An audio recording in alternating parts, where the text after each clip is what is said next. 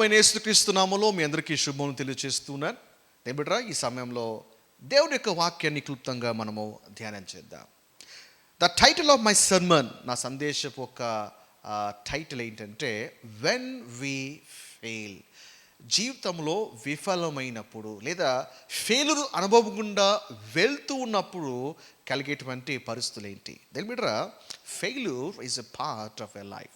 So ఫెయిల్యూర్లో గుండా మనం వెళ్తున్నప్పుడు విజయంలో నేర్చుకునే పాఠాలు ఫెయిల్యూర్ గుండా వెళ్తున్నప్పుడు నేర్చుకోగలుగుతాం.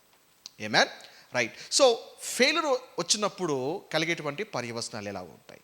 ఓ రోజు నేను టీవీ చూస్తూ ఉన్నాను, క్రికెట్ మ్యాచ్ చూస్తూ ఉన్నాను. సో ఆ క్రికెట్ మ్యాచ్ అక్క సిరీస్ మరి మన ఇండియా ఆడుతూ ఉంది. మరి అందులో చాలా మ్యాచెస్ మన ఇండియన్ ప్లేయర్స్ చాలా బాగా చక్కగా బాగా ఆడి రాణిస్తున్నారు. అందులో ఒక ప్లేయర్ చాలా అద్భుతంగా రాణించాడు. కానీ ఒక్క మ్యాచ్లో అతను చాలా ఘోరంగా ఆడాడు, అంటే చాలా టెరిబుల్గా ఆడాడు. అయితే మరి ప్రజల ఎక్స్పెక్టేషన్ తగ్గట్టుగా అతను ఆడకపోయేసరికి మరి నెట్లో అతని మీద విపరీతమైనటువంటి నెగిటివ్ కామెంట్స్ వచ్చేసాయి. అతను బాగా ఆడినప్పుడు ఆకాశానికి ఎత్తేసారు. అయితే ఒక మ్యాచ్, అది గెలుపు ఓటముల్ని డిసైడ్ చేసేటువంటి మ్యాచ్ అది. ఆ మ్యాచ్లో అతని మీద చాలా ఎక్స్పెక్టేషన్స్ పెట్టుకున్నారు. కానీ ఆ మ్యాచ్లో సరిగ్గా ఆడకపోయేసరికి మరి చాలా నెగిటివ్ కామెంట్ చేస్తూ అతని మీద పెదవి విరిచారు. దాని మీద అలాగే వేరే మ్యాచ్ కూడా చూశాను. తర్వాత ఆ హాకీ చూశాను. తర్వాత రకరకాల మ్యాచ్లు చూస్తున్నప్పుడు మరి ఏ ప్లేయర్ అయితే, అంటే ఏ ప్లేయర్ మీద జనాలు హోప్స్ పెట్టుకుంటారో ఆ ప్లేయర్ అనుకున్నటువంటి మ్యాచ్లు సరిగ్గా ఆడకపోయేసరికి అతన్ని పక్కన పెట్టేస్తారు, డిస్క్వాలిఫైడ్ అంటారు. So people will strike him out, అతను సరిగ్గా ఆడలేదని చెప్పేసి కామెంట్ చేస్తూ ఉంటారు. దేనిపై ప్రజల నైజం ఎలా ఉంటుందంటే, ప్రజల అంచనాలు తగ్గట్టుగా ఉంటున్నప్పుడు ఆకాశానికి ఎత్తేస్తారు. కానీ మానవుడు అప్పుడప్పుడు తప్పులు చేస్తుంటాడు కదా, సహజమే కదా, అప్పుడప్పుడు ఫెయిల్యూర్ గుండా వెళ్తూ ఉంటాడు. బట్ ఇఫ్ హీ ఫెయిల్స్, ఆకాశంకి ఎవరైతే ఎత్తేస్తారో అదే ప్రజలు అదో పాతాళానికి వదిలేస్తారు. Okay. So people negative comment చేస్తూ ఉంటారు లేదా ఎడబాస్తూ ఉంటారు, అప్పటి వరకు సమీపంగా ఉంటారు. బట్ ఫెయిల్యూర్ టైంలో ఏంటంటే సడన్గా ఆ వ్యక్తిని వదిలేస్తూ ఉంటారు. మళ్ళీ మీకు అలాంటి అనుభవం జరిగిందో లేదో నాకు తెలియదు, కానీ ఇట్ హ్యాపెన్స్ విత్ ఎవ్రీవన్. నేను అనుకుంటాను ప్రతి ఒక్కరి జీవితంలో కూడా అది సంభవిస్తుంది. సో ఫెయిల్యూర్ పోనీ ప్లాన్ చేసి కావాల్సిగా ఫెయిల్ అయ్యారంటే కాదు. Some time terrible things happen, some time failure will take place. దానికి కారణాలు చాలా చాలా ఉంటాయి. సో ప్రజలు ఎడబాస్తుంటారు, ప్రజలు వదిలేస్తూ ఉంటారు, ఆ ప్రజలు మాట్లాడడానికి ఇష్టపడరు, ప్రజలు కలవడానికి ఇష్టపడరు. ఏమండి? బట్ లైఫ్లో మనం ఫెయిల్ అయినప్పుడు దేవుడు మన పట్ల ఎలా రియాక్ట్ అవుతాడు? ప్రజలైతే వదిలేస్తారు, ప్రజలైతే ఇష్టపడరు, ప్రజలైతే నెగిటివ్ కామెంట్స్, ఎవరైతే పొగిడారో వాళ్ళే కామెంట్ చేస్తూ ఉంటారు. బట్ మన ప్రభు అంటే మనం ఫెయిల్ గుండా వెళ్తున్నప్పుడు ఆయన ఏ విధంగా హ్యాండిల్ చేస్తాడు మనల్ని? ఏమిట్రా, ఆ విషయాలు నేను మీతో పంచుకోవడానికి ఇష్టపడుతున్నాను. Maybe you are going through a failure, maybe you messed up something in your life. అంతవరకు బాగా ప్రజల చేత మంచి మెప్పు పొందో, but suddenly something has happen and అందరి టార్గెట్ నీ మీదే ఉందేమో. But I don't know how people react towards you.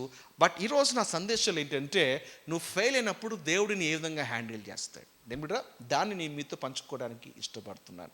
నేను ఎందుకు ఈ సందేశం చెప్తున్నానంటే, చాలాసార్లు జరిగేటువంటి ఒక అనుభవం అంటే, ఫెయిల్ అయినప్పుడు 4 ఆలోచనలు మన మనసులోకి మెదులుతాయి. 4 క్వశ్చన్స్ ఏంటంటే, ఫెయిల్ అయినప్పుడు మనం ఏమనుకుంటామంటే, గాడ్ విల్ నాట్ ఫర్గివ్. దేవుడు నా మీద ఎంతో ఆశ పెట్టుకున్నాడు, బట్ నేను ఫెయిల్ అయ్యాను కదా, దేవుడు నన్ను ఎప్పటికీ క్షమించాడు. ఇది ఒక వ్యక్తిలో మొదలైనటువంటి మొదటి ఆలోచన. రెండవది ఏంటంటే, God will not protect me. నేను ఇంతగా టెరిబుల్గా ఫెయిల్ అయ్యాను, అని అంచనాలు తగ్గట్టుగా లేను, కాబట్టి ఇది చేయడం ద్వారా, ఫెయిల్ అవ్వడం ద్వారా దేవుని కాపుదల నా మీద నుంచి పూర్తిగా తొలగిపోయి ఉంటుంది అని అనుకుంటుంటారు. నెంబర్ 3 ఏంటంటే, గాడ్ విల్ నాట్ బ్లెస్. మరి ఇంతగా ఫెయిల్ అయ్యాను, దేవుడిని ఏ విధంగా ఆశీర్వదిస్తాడు, దేవుడిని ఏ విధంగా దీవిస్తాడు? ఖచ్చితంగా దీవించాడు అనేది ఒక ఆలోచన. 4వది ఏంటి? God will not use me. దేవుడు నన్ను వాడుకోలేడు, నేను దేవుని డిసప్పాయింట్ చేశాను, దేవుని నిరాశపరిచాను, I'm not up to his expectations. Maybe దేవుడు నన్ను వాడుకోడేమో, నా ప్లేస్లో దేవుడు ఇంకొకరిని వాడుకుంటాడేమో. ఇవి 4 ఆలోచనలు ఒక వ్యక్తి మనసులో అపవాదిని నాడుతూ ఉంటాడు. ఏంటో 4 క్వశ్చన్ చెప్పండి. God will not forgive me, God will not protect me, God will not bless me, and God will not use మీ. ఈ ఆలోచనలతో అతను స్ట్రగుల్ అవుతూ ఉంటాడు. దేనిమిట్రా, ఈరోజు ఈ 4 ప్రశ్నలకు మనం జవాబు కనుక్కోబోతున్నాం. ఒక వ్యక్తి జీవితాన్ని మీకు చూపించబోతున్నాను. ఆ వ్యక్తి జీవితము ద్వారా ఈ 4 ప్రశ్నలకు మరి జవాబు అని కనుగోబోతున్నాం. So as you listen to this sermon, ఈ సందేశం వింటున్నప్పుడు ఈ ప్లేస్లో నువ్వు ఊహించుకొని ఒకవేళ ఉన్నట్లయితే maybe the sermon is for you. అందుకే చివరి దాకా చాలా శ్రద్ధగా ఈ మాటలు వినాలి. సో దేవుడు ఫెయిల్ అయ్యేటువంటి ఒక వ్యక్తి పట్ల ఏ విధంగా స్పందిస్తాడో తెలియకపోతే అపవాదికి ఎరగా మారేటువంటి అవకాశం ఉంది. Praise God. మరి ఈరోజు ఏ వ్యక్తి మీ ముందు ఉంచాలని ఆశపడుతున్నానంటే విశ్వాసమునకు మూల పురుషుడైనటువంటి అబ్రహాముని మీ ముందు ఉంచాలని ఆశపడతాను. సో అబ్రహాం గురించి మనకు బాగా తెలుసు. తెలియని వ్యక్తి అంటే ఎవరు లేరు. ఆయన విశ్వాసమునకు మూల పురుషుడు. అలాంటి విశ్వాసముకు మూల పురుషుడు వంటి అబ్రహామే టెరిబుల్గా ఫెయిల్ అయ్యాడు. ఓకే, సో చాలామంది అబ్రహాం ఒక సక్సెస్ గురించి మాట్లాడతారు. బట్ ఈరోజు మనం ఏం చేస్తామంటే అబ్రహాం ఒక ఫెయిల్యూర్. సో అబ్రహాం ఏ విధంగా ఫెయిల్ అయ్యాడో చూడబోతున్నాం. ఫెయిల్ అయ్యేటువంటి అబ్రహాము పట్ల దేవుడు ఏ విధంగా వ్యవహరించాడో మనం దాన్ని స్పష్టముగా చూడబోతున్నాం. Praise God. సిద్ధంగా ఉన్నారా? నేర్చుకోవడానికి మరి సిద్ధంగా ఉన్నారా? Praise God. అయితే దయచేసి మీ బైబిల్ తెరవాలి. ఒక అధ్యాయాన్ని మనం క్షుణ్ణంగా మెడిటేట్ చేయబోతున్నాం. దీన్ని బట్టి ఈరోజు మనము ఆదికాండము 20వ అధ్యాయానికి మనం వెళ్తున్నాం. 20వ అధ్యాయానికి వెళ్ళి ఇందాక మనం 4 ప్రశ్నలు చూసాం కదా. ఆ 4 ప్రశ్నలు అబ్రహాము జీవితము ద్వారా జవాబుని మనం కనుగొనబోతున్నాం. Praise God. ఓకే, సో ఆదికాండము 20వ అధ్యాయానికి మనం వెళ్తున్నాం. మొదటి ప్రశ్న ఏమనుకున్నాము? God will not forgive. దేవుడు క్షమించడు అని ఒక వ్యక్తి యొక్క భావన. మరి అబ్రహాము ఫెయిల్ అయినప్పుడు బహుశా అబ్రహాము కూడా అదే ఆలోచనలు అతని మనసులో మెదిలి ఉండొచ్చేమో. చూడండి ఆదికాండం 20వ అధ్యాయము 1-2 వచనాలలో అబ్రహాము చేసినటువంటి మిస్టేక్ ఏంటో చూద్దాం.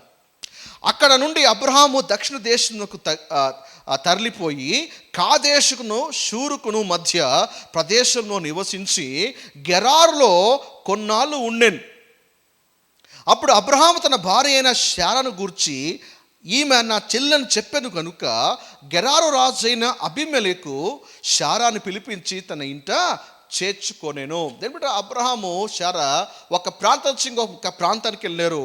ఇప్పుడు వాళ్ళు చేరుకున్న ప్రాంతం ఏంటంటే గెరారు. చెప్పండి ఏంటి, ఏ ప్రాంతం అది? గెరార్. సో ఆ గెరారు ప్రాంతానికి ఒక రాజు ఉన్నాడు. ఆ రాజు ఎవరంటే అబీమెలెక్. ఓకే, సో అబీమెలెకు మరి అబ్రహాం ఒక భార్య శారను చూసి ఆ శార చాలా అందంగా కనిపించింది. ఏమిటో అప్పటికి అబ్రహాము వయసు శారా వయసు మనకు తెలిసే ఉంటుంది, 70 సంవత్సరాలు పై మాటలే. అయితే ఆ వయసులో కూడా శారా మరి చాలా అందంగా కనిపించే పాటికే మరి అబ్రహాము భయపడ్డాడు. ఎందుకు భయపడ్డాడు అంటే గెరారు ప్రాంతము అది అన్యులు నివసించేటువంటి ప్రాంతం. దేవుని భయం ఏమాత్రము కూడా లేదని అబ్రహాం భావించాడు. ఇదే అధ్యాయంలో అబ్రహాం స్టేట్మెంట్ కూడా ఇస్తాడు. అయితే అబీమెలెకు కానీ ఆ ప్రజలు కానీ దేవుని భయము లేదు కదా. ఏది తప్పు కాదో వాళ్ళకి తెలియదు కాబట్టి నా భార్యను బట్టి నన్ను ఎక్కడ చంపుతారేమో, నా భార్యను బట్టి ఎక్కడ నాకు ప్రాణముప్పు వస్తుందేమో అని భయపడేసి అబీమెలెకు అడిగారు, ఎవరయ్యా ఈమె అని అంటే, నా భార్య అని చెప్తే నన్ను చంపి నా భార్యను తీసుకెళ్ళిపోతాడు కదా, కాబట్టి భార్య అని చెప్పేక బదులుగా నా చెల్లెలు నా సహోదరి అని చెప్తాడు. ఇది అబ్రహాము చేస్తున్నటువంటి ఒక మిస్టేక్. తన భార్యను తన చెల్లెలు అఫ్కోర్స్ మరి ఒక టెక్నికల్గా చూస్తే ఒక రీతిగా కరెక్ట్ అయినప్పటికీ కూడా but now she is Abraham's wife. తన భార్యను సహోదరి అని చెప్పి ఉన్నాడు. దేవుడు ఇక్కడ అబ్రహాం ఏంటంటే దేవుని కాపుదల కంటే అబీమెలెకు ఒక భయం అనేది ఎక్కువగా ఉండడం వల్ల మరి he couldn't trust God's divine protection. So Abimelech ఏం చేస్తాడంటే సరే శారాను తీసుకొని తనక రాజనగరికి వెళ్ళిపోతాడు. దేవుడు ఇక్కడ అబ్రహాము ఫెయిల్ అయ్యాడు. అబ్రహాము దేవుని నమ్మలేకపోయాడు. అబ్రహాము దేవుని విశ్వసించలేకపోయాడు. అబద్ధం ఆడాడు. దేవుడు మనకు స్టోరీ తెలుసు. ఈ అధ్యాయము చివరిలో చూసినట్లయితే అబ్రహాం విషయంలో దేవుడు సహాయం చేస్తాడు. దేవుడు మీకు మాట చెప్పాలి. ఇక్కడ అబ్రహాము టెరిబుల్గా ఫెయిల్ అయినప్పటికీ కూడా ఇది ఎన్నోసారి ఫెయిల్ అనుకుంటున్నారు, ఇది 2వసారి మిస్టేక్. ఇదే మిస్టేక్ మీరు ఆదికాండం 12వ అధ్యాయం చదవండి. ఇక్కడ తన భార్యని విషయంలో ఏ విధంగా నా సహోదరి అని చెప్పాడో సేమ్ బ్లండర్ ఆదికాండం 12వ అధ్యాయంలో కూడా చేస్తాడు. అక్కడ కూడా ఇదే అబద్ధం, అక్కడ కూడా ఇదే ఫెయిల్యూరే, అక్కడ దేవుడు తప్పిస్తాడు. ఇప్పుడు సేమ్ మిస్టేక్ ఇప్పుడు 20వ అధ్యాయంలో అదే తప్పు చేస్తున్నాడు. అబ్రహాం ఫెయిల్ అయ్యాడు. ఇప్పుడు అబ్రహాం చూసి దేవుడు ఏం చెప్పాలి? ఏంటయ్యా అబ్రహామా, ఇంతకాలం నడిపించాను, నేను పోషించాను, నా మహిమ నీకు చూపించాను, నీతో నిబంధన కూడా చేసుకున్నాను. అలాంటిది ఒక అబీమెలెకు విషయంలో నన్ను నమ్మలేకపోయావా? అసలు నా సేవకుడు అయి ఉండి నేను ఇది నీ అంచనాలో పెట్టుకుంటే యు టెరిబుల్లీ డిసప్పాయింటెడ్ మీ, నన్ను తీవ్రంగా నిరాశపరిచావు, నాకు నువ్వు వద్దు అని అబ్రాహాముని ఎడబాసాడా? అబ్రాహాముని వద్దని చెప్పాడా? అబ్రాహాముని పక్కన పెట్టేశాడా? నా మాటలన్నా, నా నిబంధన అన్నా, నా యొక్క ఆజ్ఞలన్నా నీకు లెక్కలేదు అని అబ్రాహాం పట్ల కోపగించుకొని అబ్రాహాముని ఎడబాసాడా? నో. అధ్యాయం అంతా కూడా మీరు కొనసాగించండి, అక్కడ దేవుడు అబ్రాహాముని ఎడబాయలేదు. సో ఏబ్రహాం ఫెయిల్ అయినప్పటికీ కూడా దేవుడు అబ్రహాముని వదిలిపెట్టలేదు. పైగా దేవుడు అబ్రహాంని క్షమిస్తూ ఉన్నాడు. దేవుడికి మార్చదుగా వినాలి. బహుశా ఒక మిస్టేక్ ఎన్నోసార్లు చేసి ఉండొచ్చు, టెరుపులుగా నువ్వు దేవుని నిరాశపరిచి ఉండొచ్చు. అప్పుడు అపవాది వచ్చి నీ చెవులో అనేకసార్లు మాట్లాడుతుంటాడు, ఇంతగా బయలు చదువుతున్నావు, ఈ తప్పు చేసావు, దేవుడు నేను క్షమిస్తాడా? ఇంతగా దేవుల్లో ఇంతగా కొనసాగావు, దేవుని గురించి ఎన్నో విషయాలు తెలుసుకున్నావు, అలాంటి నీవే తప్పు చేస్తే దేవుడు నేను వదిలిపెడతాడా? ఒక కామన్ పీపుల్ తప్పు చేస్తే వేరే సంగతి, అలాంటి కానీ నీవు ఇంత ఆత్మీయంగా ఎదిగి కూడా ఇంత బ్లండర్ చేసావు, దేవుని మీద ఎన్నో హోప్స్ పెట్టుకున్నాడు, but you disappointed. Do you think God will forgive you? ఇలాంటి ఆలోచనలతో అపవాది దాడి చేస్తుంటాడు. అండ్ పీపుల్ థింక్ నిజమే, ఇన్ని అంచనాలు నా మీద పెట్టుకున్నారు దేవుడు, నేను దేవుని నిరాశపరచాను. I don't think God will forgive me. Remember very carefully, నువ్వు పడిపోయినా దేవుడు నిన్ను మనలేపుతాడు. ఇక్కడ మీకు మాట చెప్పున, ఒక పాపి పడిపోవడానికి నీతిమంతుడు పడ్డానికి వ్యత్యాసం ఉంది. సదకైనాలి, ఒక పాపి పడ్డానికి నీతిమంతుడు పడ్డానికి వ్యత్యాసం ఉంది. పాపి పడితే లేకపోవచ్చేమో కానీ దేవుని వాక్యం అంటుంది నీతిమంతుడు 7 సార్లు పడినా తిరిగి లేస్తాడు. దేవుడు లేపుతాడు కూడా, ఎందుకంటే నీతిమంతుడు మరి రక్తంతో కడగబడినప్పటికీ, దేవుని రాజ్యంలో ఉన్నప్పటికీ, దేవుని సేవిస్తున్నప్పుడు, దాని అర్థం is not a perfect model, he is a human and sometimes he make mistakes. కానీ ఒక నీతిమంతుడు ఏంటంటే తప్పు చేసినప్పటికీ కూడా మళ్ళా లేయాలి, ప్రభు కోసం నిలబడాలి వంటి ఆరాటము అతను ఉండే ఉంటుంది. ఆ లోపల ఆ నేచర్ ఉన్నంత వరకు అతను పన్నా దేవుడు ఖచ్చితంగా లేపుతాడు. కానీ పాపి అలాగా ఉద్దేశపూర్వకంగానే వెళ్తుంటాడు, ఉద్దేశపూర్వకంగా చేస్తుంటాడు. కాబట్టి అటువాడు పడి గతించిపోతాడు, అతడు నిర్మూలమవుతాడు. But righteous person is not like that. Even he fails, God will raise him back. Praise God. దేశోత చెప్పండి ఒకసారి, నా దేవుడు ఎడబాసి దేవుడు కాదు. ఒక స్కూల్ ఫంక్షన్ జరుగుతుంది, యానివర్సరీ జరుగుతూ ఉంది. సో సాధారణంగా యానివర్సరీ వచ్చినప్పుడు కొంతమందికి ఆ పిల్లలకి పోటీలు పెడుతూ ఉంటారు. పోటీలు పెడుతూ ఉన్నప్పుడు కొంతమంది ఆ పోటీలో పాల్గొంటున్నారు, ఎస్పెషల్లీ రన్నింగ్ రేస్. సో ఆ పిల్లలు పరిగెడతా ఉన్నప్పుడు ఏంటంటే చుట్టుపక్కల ఉన్నటువంటి పేరెంట్స్ అంతా కూడా చీరప్ చేస్తూ ఉంటారు. సో క్లాప్స్ కొడతా ఉంటారు, విజిల్ వేస్తుంటారు, పరిగెత్తండి పిల్లలు పరిగెడతా ఉంటారు. సో ఈ పరిగెత్తటువంటి ప్రయత్నంలో ఒక పిల్లవాడు కింద పడిపోతాడు. కింద పడిపోయినప్పుడు చాలా డిసప్పాయింట్ అవుతాడు, ఎందుకంటే గెలుస్తాను అనుకుంటాడు కానీ కింద పడిపోయి ఆ గాయాల పాలైనప్పుడు కన్నీళ్లు పెట్టుకుంటాడు. అప్పుడు తల్లి తండ్రి వచ్చి ఆ పిల్లవాడిని చూసి, అరే నిన్ను నమ్మి వేస్ట్, అసలు నువ్వు సరిగ్గా పరిగెత్తలేదు, నువ్వు అసలు అటెంప్ట్ కూడా చేయలేదు, అది ఇది అని ఆ వ్యక్తి మీద చిరుబుల్లాడతారా? అసలు ఆడరు. ఆ వ్యక్తి కన్నీళ్ళ పర్యంతరమైనప్పుడు ఆ బిడ్డను ఎత్తుకొని ఒకటే మాట చెప్తారు, don't worry, next time try చేయి, ఖచ్చితంగా నువ్వు గెలుస్తావు, వదిలిపెట్టద్దు అని అతన్ని బలపరుస్తారు. Yes or no? ఎందుకు? ఆ బిడ్డ ఫెయిల్ను చూడట్లేదు తల్లిదండ్రులు, ఆ బిడ్డను ప్రేమిస్తున్నారు. సో ఇక్కడ అతను బిడ్డ ఒక వైఫల్యం కంటే బిడ్డ పట్ల ఉన్నటువంటి ప్రేమ ఎక్కువగా ఉన్నందువల్ల ఆ ప్రేమ ఫెయిల్యూని ఇగ్నోర్ చేస్తూ ఉంది. సో ఆ బిడ్డను ట్యాప్ చేస్తారు, సెకండ్ టైం మళ్ళా పరిగెత్తమంటారు, సెకండ్ టైం మళ్ళా ఎంకరేజ్ చేస్తారు. Yes or no? The same way God, దేవుడు కూడా నీ విషయంలో అలాగే చేస్తున్నాడు. ఫెయిల్ అయ్యావా? ప్రభు అంటాడు don't worry, don't give up. Okay, దేవుడు మళ్ళీ నేను నిలబెడతాడు, కడుగుతాడు, నేను నిలబెడతాడు, సరి చేస్తాడు. మళ్ళా ఏ పరుగు పందెం కోసం దేవుడు నేను ఏర్పాటు చేసుకున్నాడో మళ్ళీ అదే పరుగు పందెంలో నిలబెడతాడు. ప్రభు అంటాడు ఓకే కంటిన్యూ, నీ పరుగు పందాన్ని తుదముట్టించు అంటాడు. మళ్ళీ పరిగెడుతూనే ఉంటాం. సమ్టైమ్స్ అగైన్ మళ్ళీ పడుతుంటామా, దేవుడు మళ్ళీ నిలబెడుతూ ఉంటాడు. దేవుని బిడ్డరా, నీ పట్ల దేవుని ప్రేమ అలాగుంది. ఎన్నటెన్నటికీ దేవుని యొక్క క్షమా గుణాన్ని అనుమానించవద్దు. God will forgive you no matter how much you messed up your life. God will still restore you. ఇక్కడ అబ్రహాంని దేవుడు ఏమని రెస్టోర్ చేస్తూ ఉన్నాడు. అబ్రహాం ఇక్కడ బ్లండర్ చేసినప్పుడు కూడా సెకండ్ టైం బ్లండర్ అండి, ఫస్ట్ టైం కాదు, second time, but still God is restoring Abraham. నీకు మాట చెప్పున, condemnation is not from God. God will correct but will not condemn. Correction వేరు, కండెమ్నేషన్ వేరు. అర్థమవుతుందా? Correction comes from the lord, condemnation comes from the devil. ఈరోజు ఒక వ్యక్తి తప్పు చేస్తే వెంటనే చాలామంది కండెమ్ చేస్తూ ఉంటారు. అందుకే ఇట్లా అయింది. Instead of rising up that life, ఆ యొక్క జీవితాన్ని లేపే కంటే బదులుగా దాడి చేస్తూ ఉంటారు అన్నమాట. కండెమ్నేషన్. ఈరోజు ప్రసంగాలు కూడా అలాగే ఉన్నాయి. చాలామంది ప్రసంగాలు కూడా తప్పు చేసావా, నీ జీవితం ఇట్లా అయిపోయింది, ఇలా పాడైపోయావా, నీ జీవితం అయిపోయింది, ఖలాస్ అని మరి పాపుల మీద విరుచుకుపడుతూ ఉంటే ఇక ఆల్రెడీగా ఓడిపోయి నిరాశలో ఉన్న వాడికి ఇంకా వాడికి అనిపించేస్తుంది, నేను ఏం చేసినా నా బతుకు బాగు కాదులే. నో, మన ప్రీచింగ్స్ ఎలా ఉండాలంటే పడిపోయిన వానికి ఒక హోప్ క్రియేట్ చేయాలి, తప్పిపోయిన వానికి ఒక ఆశ పుట్టించాలి. If I go back to God, God will still restore. అటువంటి హోప్ని క్రియేట్ చేయాలి. Such sermons are much needed. ఇక్కడ మీకు ఒక విషయం చెప్తాను. లూకాసు వార్త 15వ అధ్యాయంలో మీరు ఈ లూకాసు వార్త 15వ అధ్యాయాన్ని మీరు ఎన్నిసార్లు చదివారో లేదో నాకు తెలియదు, కానీ మీరు గమనించే ఉన్నారా, ఈ 15వ అధ్యాయంలో మనకి 3 ఉపమానాలు కనిపిస్తాయి. మొదటి ఉపమానము తప్పిపోయిన గొర్రె, రెండవ ఉపమానము పోగొట్టుకోబడినటువంటి నాణెము, మూడవ ఉపమానము తప్పిపోయినటువంటి కుమారుడు. 3 కూడా తప్పిపోయాయి. అర్థమవుతుందా? 3 ఉపమానాలు ఏం నేర్పిస్తున్నాయి? 3 కూడా పోగొట్టుకోబడ్డాయి, బట్ అట్ ద ఎండ్ 3 కూడా మరలా దొరికాయి, మళ్ళీ సంపాదించుకోబడ్డాయి. మరి ఎందుకు ఈ 3 పారాబుల్స్ని యేసు ప్రభువారు ఈ అధ్యాయంలో గట్టిగా నొక్కి చెప్తున్నాడో తెలుసా? ఎందుకంటే ఆ లూకాసు వార్త 15వ అధ్యాయం ప్రారంభ వచనాల్లో ఈ మాట రాయబడి ఉంది. ఏమని? ఒకప్పుడు సమస్తమైన సుంకర్లు పాపులు ఆయన బోధ వినుటకు ఆయన దగ్గరకు వచ్చుచుండగా పరిసయ్యులు శాస్త్రులు అది చూచి, ఇతడు పాపులను చేర్చుకొని వారితో కూడా భోజనము చేయుచున్నాడని చాలా సనుగుకొని, అంటే పాపులు సుంకర్లు వచ్చి ప్రభుతో కూర్చొని ప్రభు వారితో భోజనం చేస్తూ సహవాసం చేస్తూ ఉంటే ఈ ప్రజలు అనుకున్నారు, ఇలాంటి వాళ్ళతో ఈయన సహవాసం చేయడం ఏంటి? ప్రభు మీద సనిగారంట. ఈ పాపులతో ఈయన సహవాసం చేయడం ఏంటి అంటే దాని అర్థం ఏంటంటే వాళ్ళ పాపులు కాబట్టి వీళ్ళు వారితో సహవాసం చేయరు.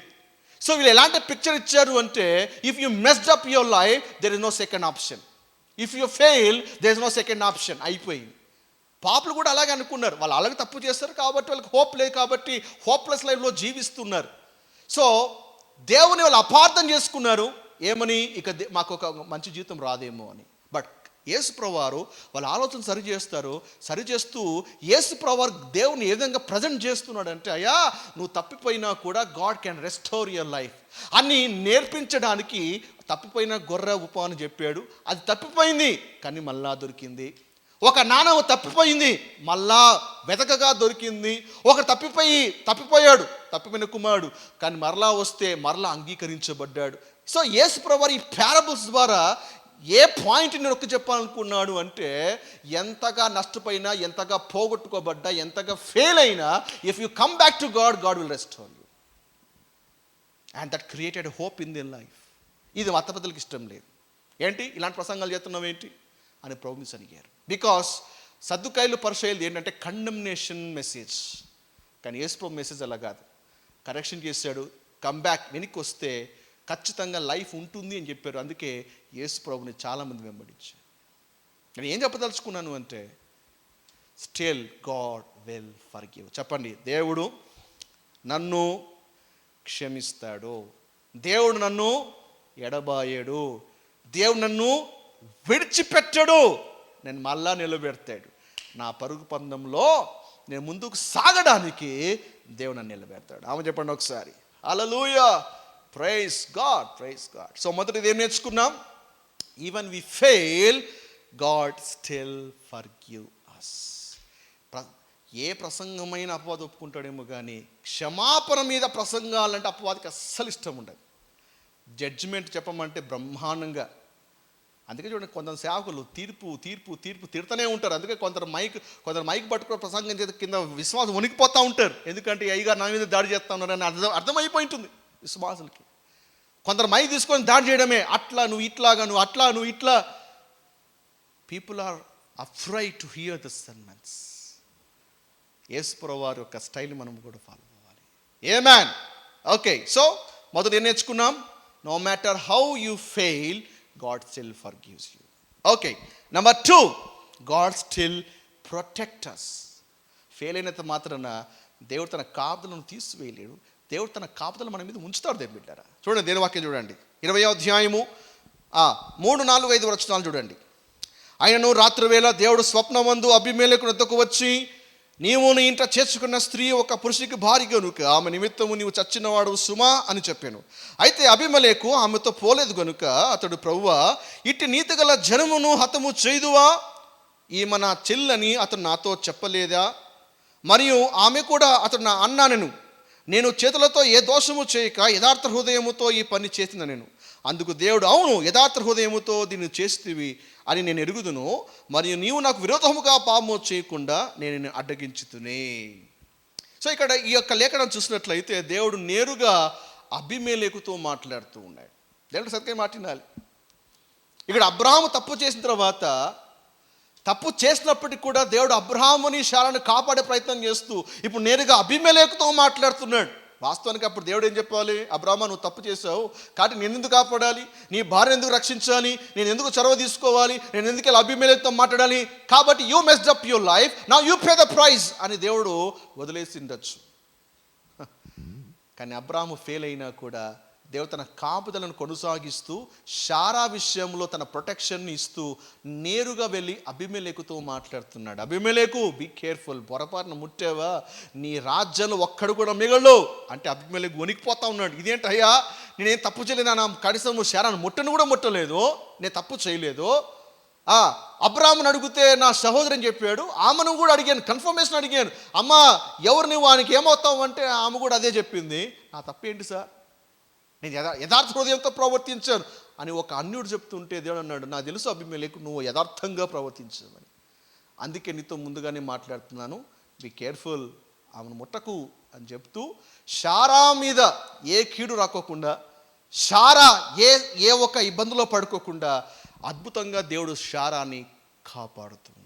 చెప్పండి, ఇక్కడ దేవుడు శారాను కాపాడుతున్నాడంటే అబ్రహాము ఒక భక్తిని బట్ట, ఇక్కడ శారాను కాపాడుతున్నాడంటే అబ్రహాం ఒక నీతిని బట్ట, దేవుడు ఇక్కడ కాపుదలు అనుగ్రహిస్తున్నాడంటే అబ్రహాం 100% పర్ఫెక్ట్ అని కాపాడుతున్నాడా? నో, ఇన్ హీ సావర్నిటీ, తన మంచితనం బట్టి ఇక్కడ శారాను కాపాడుతున్నాడు. No matter even he we messed up, still God is protecting Abraham and Sarah. నేను ఎందుకు ఈ మాట చెప్తుందో తెలుసు దేని బిడ్డరా, మనసారి ఫెయిల్ అయినప్పుడు మనం ఏమనుకుంటామంటే, నేను ఇంత తప్పు చేశాను, మరి బహుశా నా ప్రాణం మీదకి ఏమైనా ముప్పు వస్తుందేమో, నాకు రోగం వస్తుందేమో, నాకు వ్యాధులు వస్తాయేమో, నాకు ఏదైనా నష్టం వస్తుందేమో, నేను ఇంత తప్పు చేసినా ఏ రూపంలో ఏమొస్తుందేమో అని భయపడుతుంటాం ఒకసారి. Still God protection is upon you. ఎందుకు తెలుసా? నిన్ను బట్టి కాదు, నీ భక్తిని బట్టి కాదు, నీ ప్రార్థన బట్టి కాదు. ఎందుకు తెలుసా? యేసుక్రీస్తుని బట్టి తండ్రి మనల్ని ఆశీర్వదిస్తున్నాడు. యేసుక్రీస్తును బట్టే తండ్రి నిన్ను నన్ను కాపాడుతూ ఉన్నాడు. తెలిమిట్రా, తండ్రి అయిన దేవుడు నిన్ను చూసినప్పుడు నిన్ను కాదు, ప్రభును బట్టి, ప్రభులో నిన్ను చూస్తూ ఉన్నాడు. So he sees you through Christ. You are protected just because of righteous of Christ. క్రీస్తు యొక్క నీతిని బట్టే నేను తప్పించబడుతూ ఉన్నాము దేని బిడ్డారా. హల్లెలూయా. అందుకే ఈరోజు క్షేమంగా ఉన్నాం. ఒకవేళ దేవుడు మనకు తీర్పు తీర్చి ఉంటే, తీర్పు తీరుస్తే మన భక్తి లెక్కలోకి రాదు, మన మంచితనము లెక్కలోకి రాదు, మన యథార్థత లెక్కలోకి రాదు, అసలు ఏ మంచి ఉండదు. ఈరోజు మనము ఈ స్థితిలో ఉన్నామంటే just because of the grace of Jesus. ఈరోజు ఇంత సేఫ్గా ఉన్నాం, ఈ ప్రొటెక్షన్, ఈ కాపుదలలో మనం ఉన్నాం. దాని అర్థం తెలుసా? యేసుక్రీస్తుని బట్టి దాన్ని బిడ్డారా, నేను ఫెయిల్ అయినా మై క్రైస్ట్ నెవర్ ఫెయిల్స్. అందుకే మన బిడ్డల మీద కాపుదల, మన భాగస్వామ్యం మీద, మన వృత్తి మీద, మన ఉద్యోగాల మీద, మన వ్యాపారం మీద స్టిల్ గాడ్స్ ప్రొటెక్షన్ అనేది అలాగే ఉంది. దేని బిడ్డరా, ఒకసారి అనిపిస్తుంది, అయ్యా ఏ మంచి ఉందయ్యా ఇంకా కాపాడుతున్నాం, ఏ మంచి మాలో ఉంది ఇంకా మనం రక్షిస్తున్నాం. ఒకసారి అనిపిస్తే కళ్ళలో నీళ్ళు తిరుగుతాయి. దేవా ఏం చూసావయ్యా? వాస్తవానికి ప్రభు ఏం చూడట్లేదు. By his grace, his protection is always upon us. స్తోత్రం చెప్పండి ఒకసారి.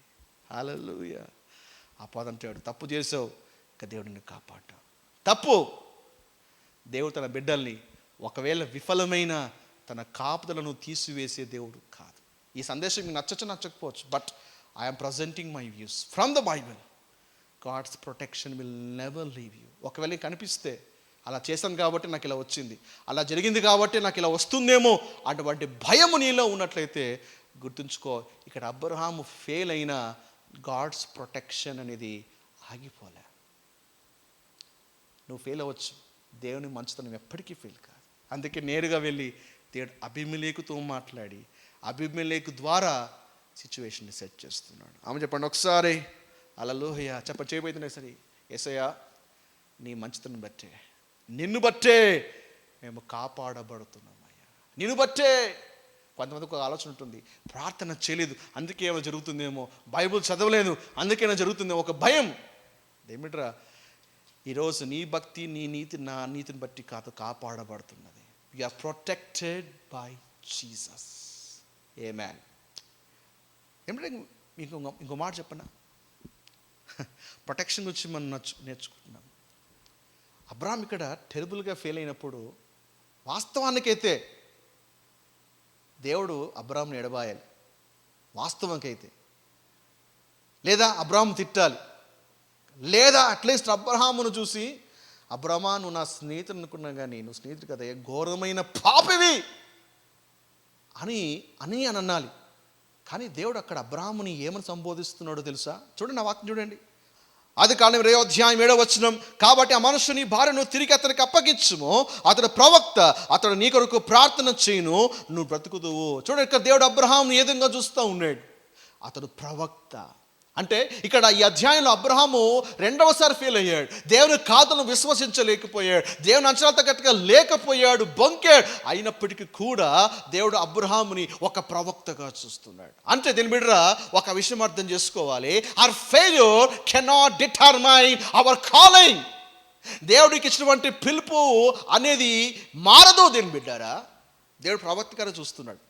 వాస్తవానికి అక్కడ మనమైతే ఏముండాలి, అతడు ఒక పాపి, అతను వైఫల్యం చెందినవాడు, అతడు అబద్ధికుడు అని సంబోధించాలి. కానీ ఇక్కడ చూడండి, దేవుడు అతను తప్పు చేసినప్పటికి కూడా దేవుడు అతనికి పిలిచినటువంటి పిలుపుని బట్టి గుర్తిస్తున్నాడు, అతడు ప్రవక్త.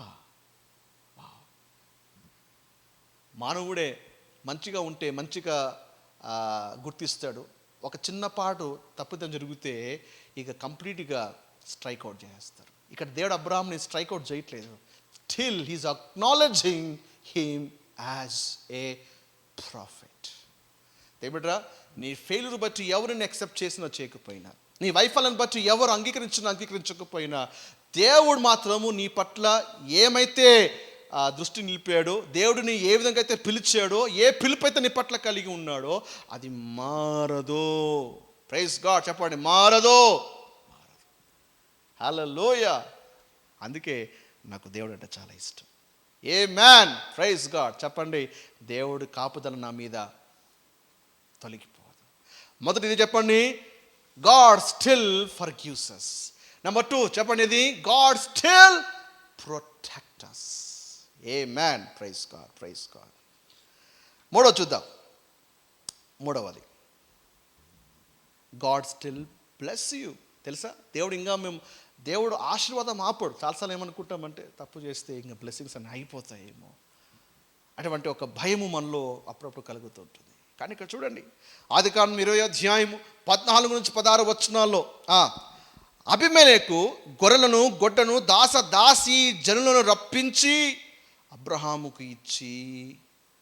చూడండి, వాస్తవానికి అప్పుడు ఏం చేయాలి, అబ్రహాం తీసుకెళ్ళి జైల్లో పెట్టాలి, అబ్రహాం అబద్ధం అన్నందుకు అబ్రహాంకు శిక్ష వేయాలి. కానీ ఇక్కడ చూడండి, ఇక్కడ అబీమెలెకు ఏం చేస్తాడు, గొర్రెలను గొడ్లను దాసీలను జనులను తీసుకుని వచ్చి అబ్రహాంకి ఇస్తూ అబ్రహాంకి గిఫ్ట్ ఇస్తున్నాడు. చెప్పండి, బ్లెస్సింగ్ అయిపోయిందా, బ్లెస్సింగ్ కంటిన్యూ అయ్యిందా? ఒకసారి దేవుని ఆలోచన, దేవుని కార్యాలు చాలా వింతైనవి, ఆశ్చర్యమైనవి. అబ్రహాము ఫెయిల్యూర్ అయినా దేవుడు తన ఆశీర్వాదాలు అయితే ఆపలేదే, ఇంకా దీవించబడ్డాడు. ఇప్పటికీ అవసరం అనిపిస్తుంది. ఏమనిపిస్తుంది అంటే, I terribly fail but still God is blessing financially. We terribly disappointed God but still దేవుడు ఆరోగ్యాన్ని ఇస్తూ ఉన్నాడు. దేవుని అంచనా తగ్గట్టుగా లేము, అయినా అభివృద్ధి చూస్తున్నాం. దేవుడు ఆశించి తగ్గట్టుగా మన జీవితాలు లేవు, కానీ మన బిడ్డలు కుటుంబం అంతా కూడా సంతోషంగా ఉంది. దేవుడు తగ్గట్టుగా ఏది కూడా మన జీవితంలో ఏ మంచి కూడా లేదు, కానీ ప్రమోషన్స్ వస్తున్నాయి, ఇంక్రిమెంట్స్ వస్తున్నాయి, ఆ తర్వాత బ్లెస్ అవుతున్నా, పిల్లలు సంతానం కలుగుతూ ఉంది, అభివృద్ధి కలుగుతూ ఉంది, అనుకున్నది జరుగుతూ ఉంది. ఇవన్నీ చూసిన తర్వాత ఒకసారి అనిపిస్తుంది, ఏ మంచి లేదు కదయా. అయినా కూడా దేవుడు తన ఆశీర్వాదం ఆపాడు. ఎందుకు తెలుసా? God bless you through Christ, not by your merit, at the merit of Christ. క్రీస్తు ఒక ఏమండి మహిమైశ్వర్యమును బట్టి దేవుడు నీకు అనుగ్రహిస్తున్నాడు. దేవుడిరా, దేవుడు నేను దీవించడం ఆపడు. నువ్వు దేవుని దృష్టిలో నువ్వు బహు అమూల్యమైన దానివి, అమూల్యమైన వాడివి.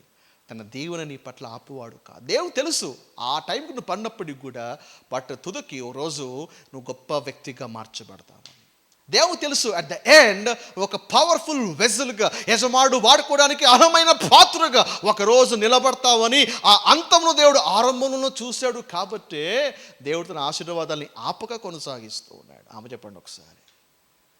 అపవాది చెప్పే అబద్ధాలు నమ్మకండి. దేవుడు బ్లెస్సింగ్స్ ఆపేస్తాడు, దేవుడు దీవెన ఆపేస్తాడు, దేవునికి ఏది అనుగ్రహించాడు. నో నో నో దేవుడు ఆపాడు.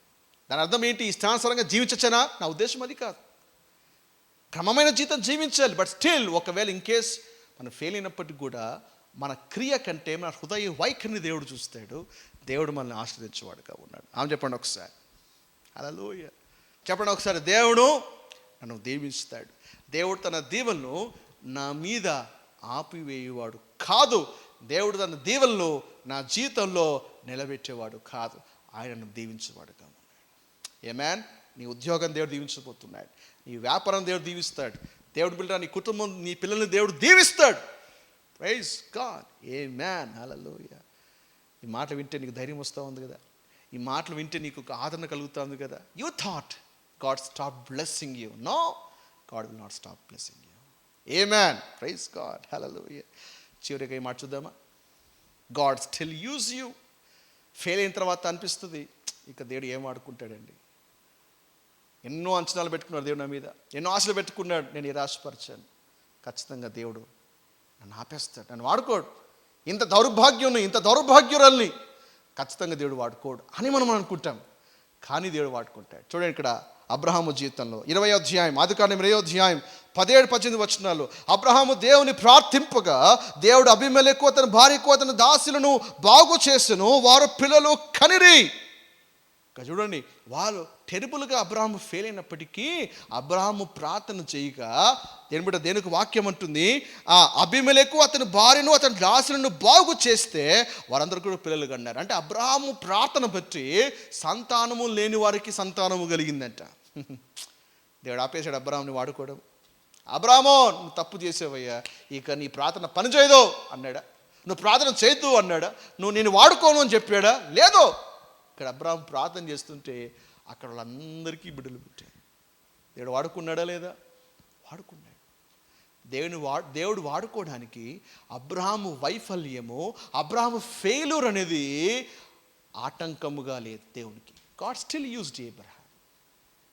ప్రజలు అనొచ్చు దేవుని వాడుకోడు, ప్రజలు చెప్పొచ్చు దేవుని నిలబెట్టాడు, ప్రజలు అనుకోవచ్చు నువ్వు త్రోసివేయబడ్డావు. బట్ దేవుడు చెప్తున్నాడు, నేను పిలుపు విషయంలో పశ్చాత్తాపపడువాడును కాను.